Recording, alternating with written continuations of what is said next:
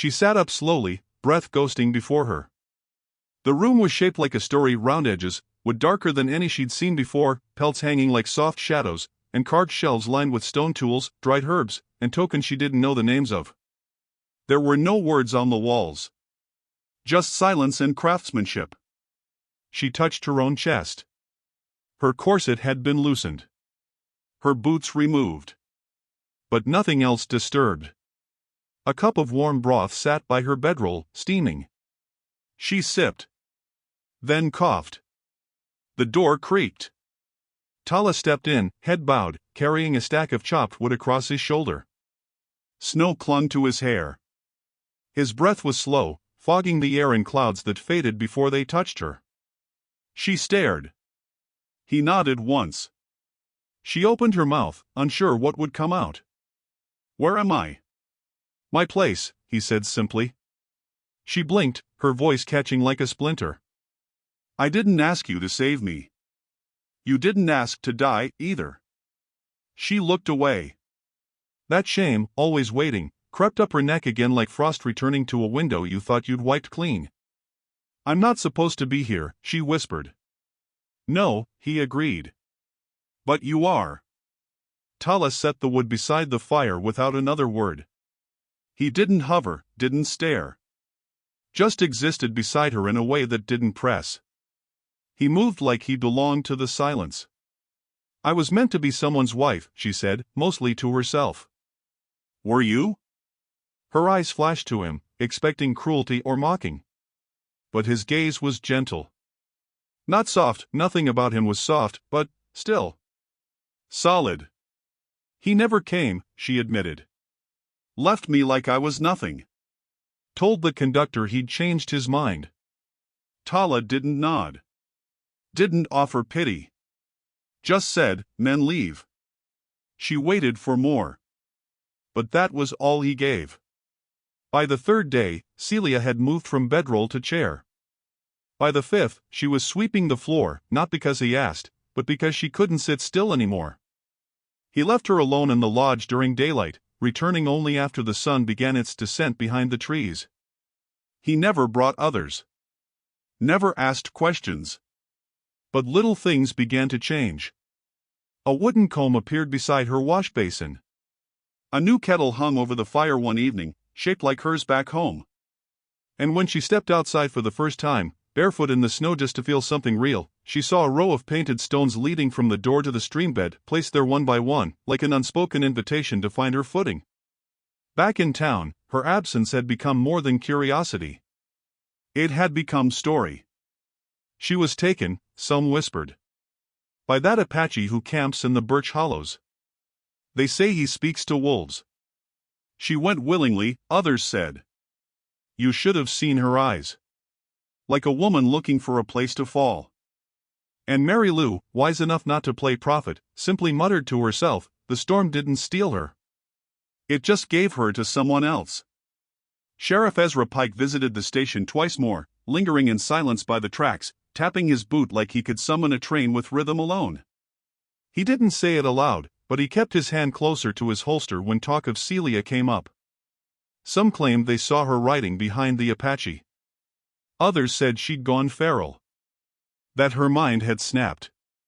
That she'd taken up with him the way women sometimes did when the world had told them they weren't welcome anymore. And so they named her the Snow Widow.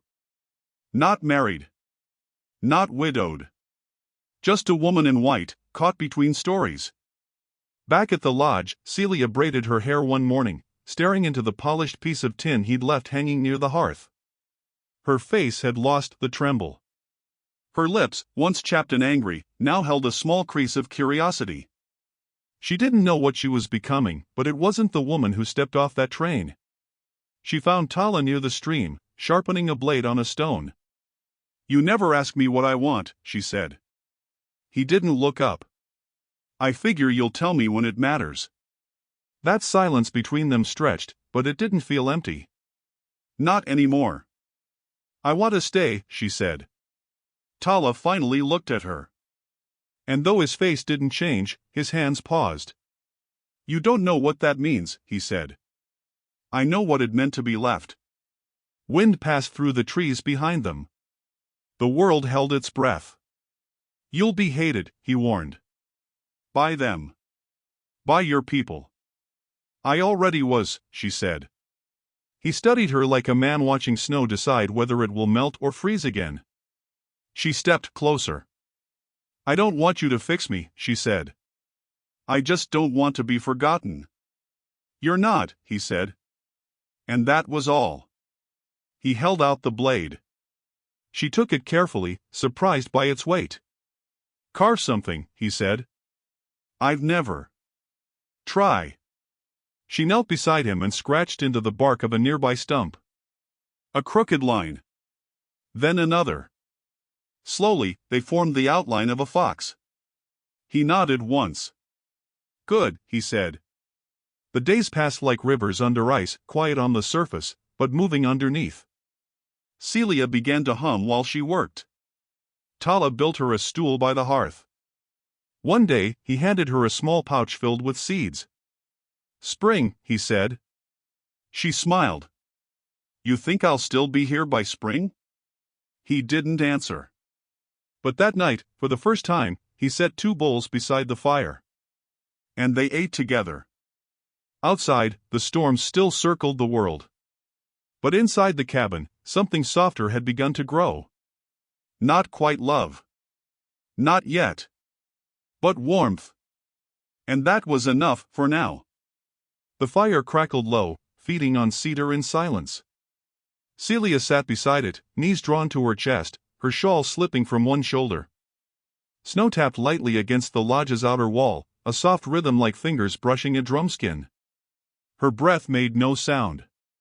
Her name had not been spoken aloud in days, and still, the fire warmed her the same. Tala sat across from her, carving something into bone. The knife moved slow, deliberate, as if each curl of ivory held a memory that needed coaxing out. Outside, the snow deepened into drifts.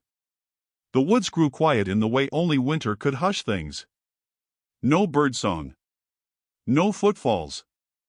Just the weight of the world folding inward like a breath held too long. Inside, their routines had settled into something sacred. She would sweep. He would gather. She would stir the soup. He would mend the furs. No talk of yesterday. No questions of tomorrow. Only the now, stretched like warm hide between them. And yet, beneath the surface of every shared glance, every touchless moment, something stirred. Celia had stopped flinching when their hands brushed. She let her hair down at night now. Tala, once reticent as stone, had begun setting out a second cup without thinking. She noticed how he softened when he handed her something.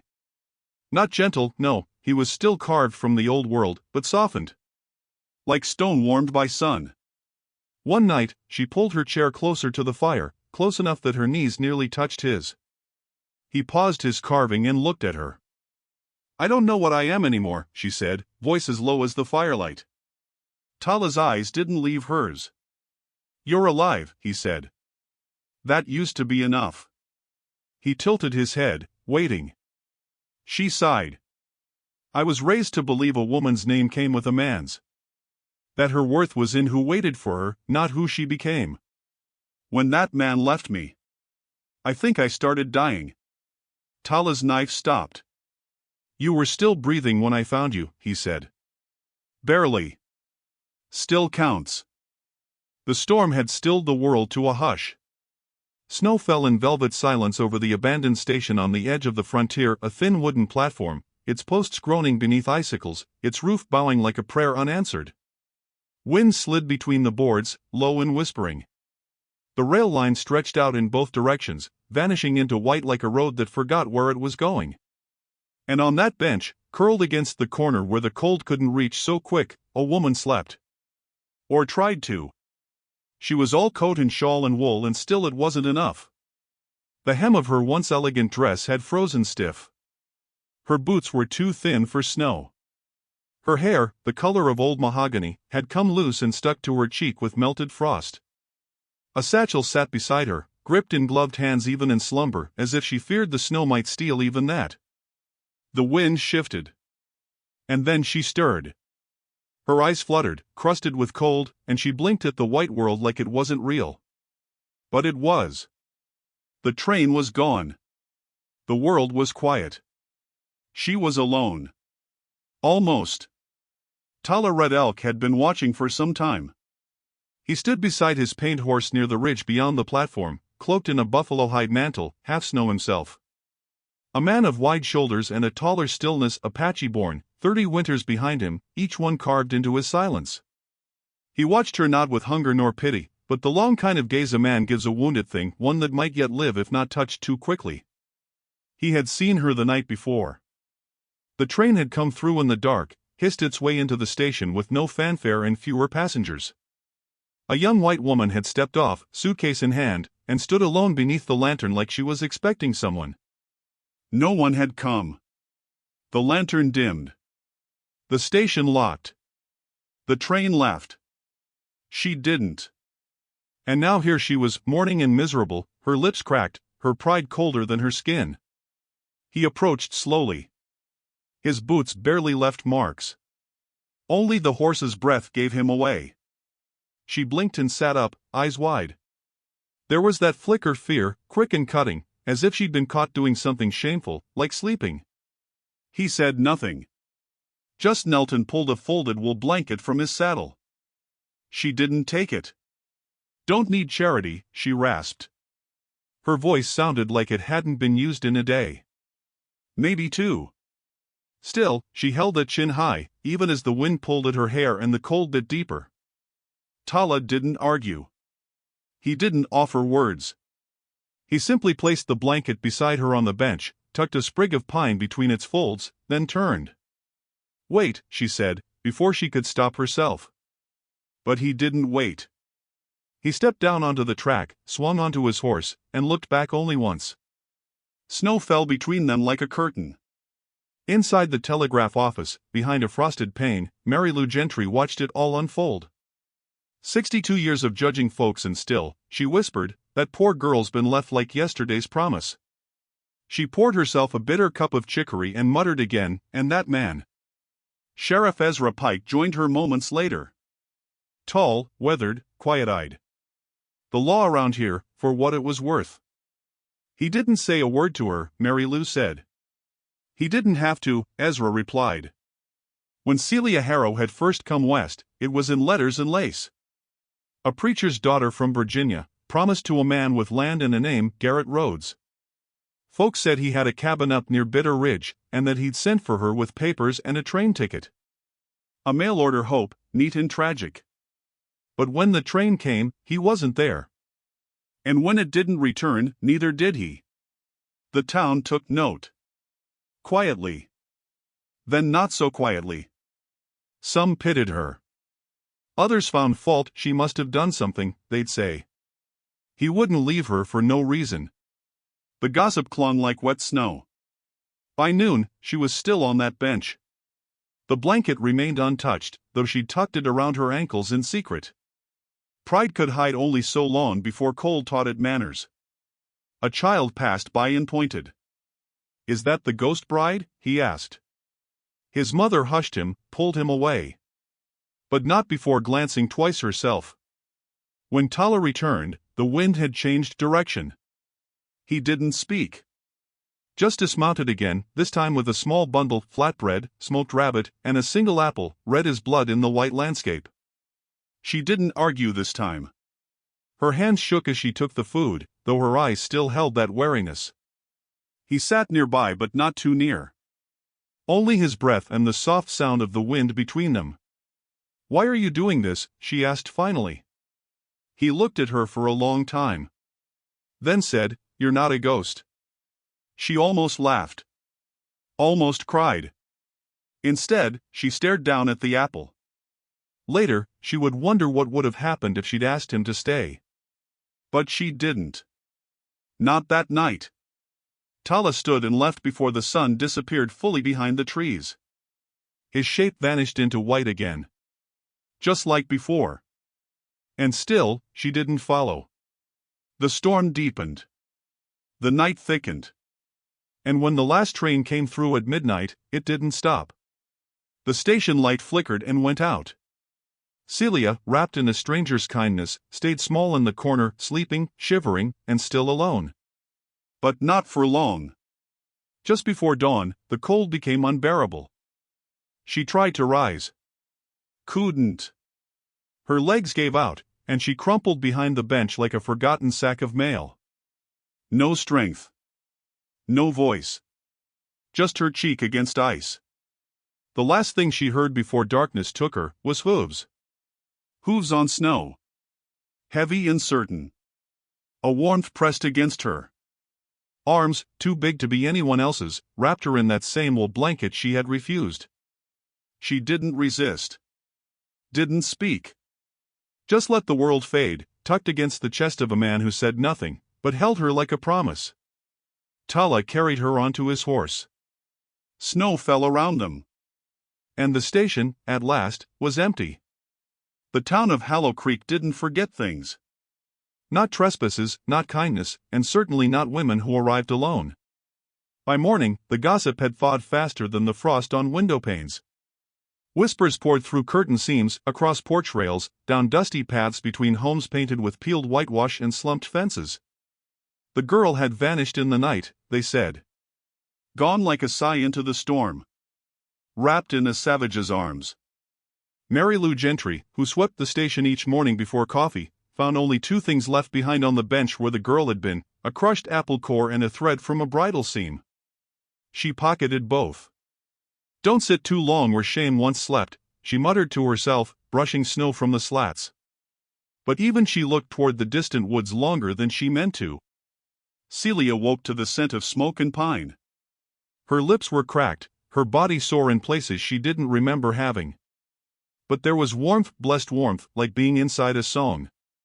The fire crackled low.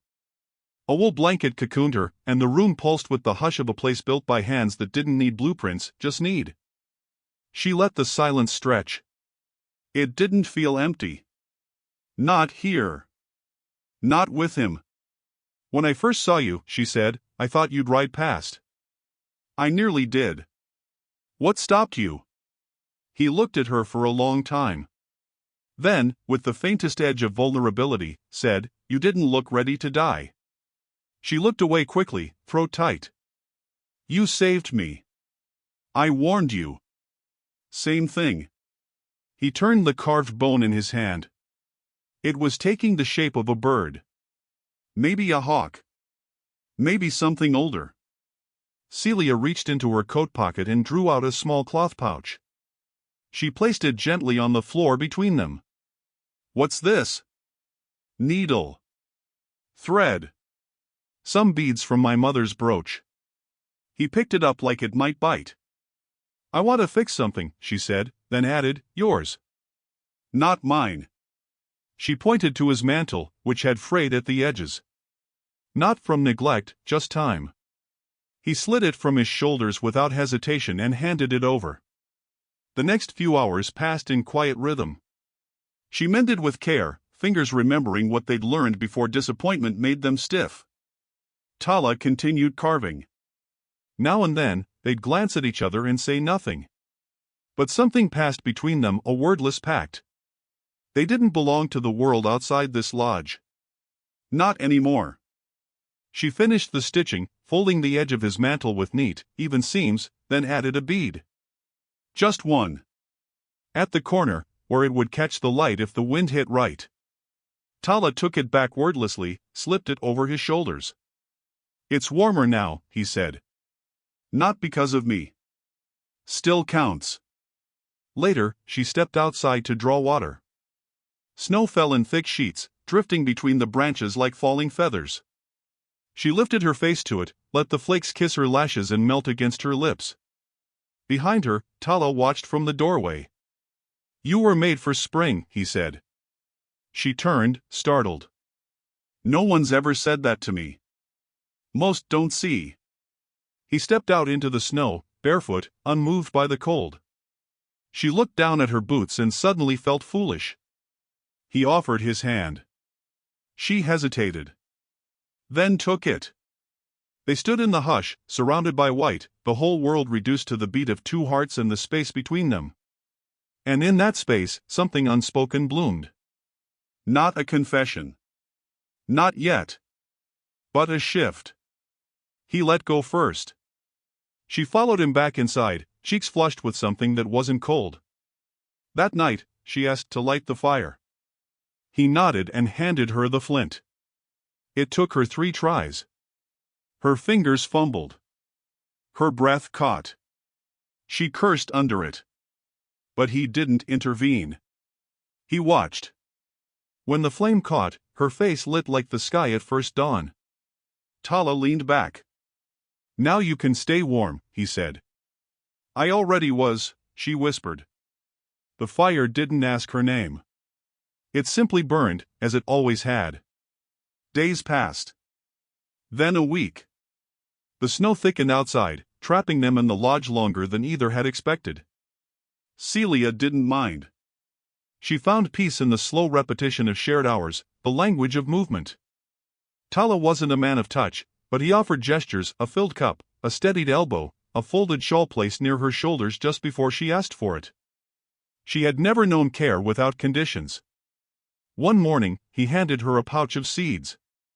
"For spring," he said. She opened it. Corn, squash, wild sunflower. She blinked down at them. "You think I'll still be here? I planted them before you came." She looked up. His face was unreadable. But his meaning was not. "I don't want to be a burden," she said. "You're not." "I don't want to be a ghost." "You're not." She held the pouch close to her chest. "I don't know what I am." Tala stepped forward, slowly, as if giving her time to vanish if she needed to. Then he reached up, not to touch her cheek, but to brush a lock of hair behind her ear. His knuckle grazed her skin. She didn't pull away. He looked into her eyes. "You're here," he said. That was all. And somehow, it was everything. That night, the fire danced brighter. And the storm began to soften. It began with hoofbeats. Far off at first, muffled beneath melting snow, but steady. Rhythmic. A sound the forest hadn't heard in weeks. Tala was sharpening his skinning blade by the smoke pit. Celia was rinsing a basin near the spring, sleeves rolled, hands red from cold water and labor. Her back stiffened first. She knew that cadence. Not wild hooves, not wandering game, but boots and stirrups, with law or accusation behind them. She turned. He was already looking at the trees. The sound grew louder. A crunch of frost beneath weight. Then voices. Not kind ones. "They're coming," she said. He didn't answer. He only stood, slid the knife back into its sheath, and wrapped the mantle she had mended around his shoulders. Celia wiped her hands, dried them on her skirt, then moved to stand beside him. She was shaking, but not from cold. 3 horses broke through the tree lean first. Sheriff Ezra Pike rode at the center, his hat low, mustache stiff with snow. On either side were men Celia half recognized from town, Mr. Colburn, who sold grain, and someone she thought worked at the post. Behind them came Mary Lou. She rode a mule and wore her judging shawl, the one with the stitched roses and the clasp that always caught the morning light. They didn't dismount. Ezra looked down at Tala with a weariness in his eyes that didn't quite reach apology. "She here?" Tala said nothing. Celia stepped forward. "I am." Ezra nodded once. "You all right?" "I am now." Colburn made a sound, disgust or disbelief, she wasn't sure. Mary Lou squinted at her, lips pursed like a woman holding vinegar behind her teeth. "You've been missing nearly a month," she said. No note. No word. People thought you'd frozen, or worse. "I didn't freeze," Celia replied. "No," Mary Lou said, eyeing Tala's presence like a rot in her garden. "You chose this." Tala still hadn't moved. He was watching the line of snow as it slid from a branch above, slow and patient. Colburn spat. "You left town with an Indian. What did you expect folks to think?" "That I was finally safe," Celia said, voice tight. Ezra cleared his throat. This doesn't sit easy with folks. A white woman, living with a man like, he stopped himself. Tala spoke then. A man like what? Ezra shifted in the saddle. No one's accusing you of wrong, Red Elk. But people talk. And they're saying things I gotta listen to. Celia stepped closer to Tala, not touching, but near enough the gesture said what it needed to. I came here on my own, she said. No man dragged me. No one forced me. I was starving. I was freezing. And you all, her voice cracked, just once, you watched. Mary Lou bristled. We didn't know. You knew, Celia said. I sat on that bench for 2 days. Ezra looked down, ashamed. Or tired. Maybe both. Mr. Colburn nudged his horse forward. This ain't just about you. This is about setting precedent. If we let this slide. You'll what? Tala asked, voice calm as river stone. Colburn opened his mouth. Closed it. Mary Lou looked at Celia, and there was something behind her sternness now. Not warmth. Not quite. Fear, perhaps. Or memory. You had a future, she said. A name. A promise. I had a man who never came, Celia said. And a town that let me rot. I don't owe you anything. Ezra rubbed his temple. Folks are saying you should come back. Set things right. What would that look like, she asked. No more hiding, he said. No more shame. I'm not ashamed, she said. And in that moment, for the first time, it was true. Tala finally spoke again. She stays here. If she chooses. Mary Lou looked at him sharply. And if she's with child? The question hung in the air like smoke that wouldn't lift. Celia's face didn't change. I'm not, she said. But if you were? Mary Lou pushed. Then I'd raise the child in warmth, she replied. In truth. Without fear. Ezra held up his hand. Enough. The wind picked up slightly, shaking snow from the lodge's eaves. Law says nothing's been broken, Ezra said. But you're making things harder for yourselves. Celia looked at him. Harder than being left at a station to die? He couldn't answer. Mary Lou shifted on her mule. We raised you better. No, Celia said softly. You raised me scared. And when I needed kindness, you gave me cold glances and locked doors. Ezra sighed and adjusted his coat. We came to check. Now we've checked. I'll say you're safe. But it won't stop their talking. Let them talk, Tala said. And somehow, the simplicity of those 3 words struck harder than any defense. The visitors turned to leave. Mary Lou glanced back only once, long enough to see Celia place her hand lightly on Tala's arm, not clinging, not hiding. Just there. Like she belonged. And for the first time in her long life, Mary Lou had nothing left to say. They rode back the way they came, hoofprints already filling with snow behind them. Back at the lodge, Celia leaned against the doorframe. They'll come again, she said. Tala nodded. She looked up at him. You're not afraid? I've seen worse storms.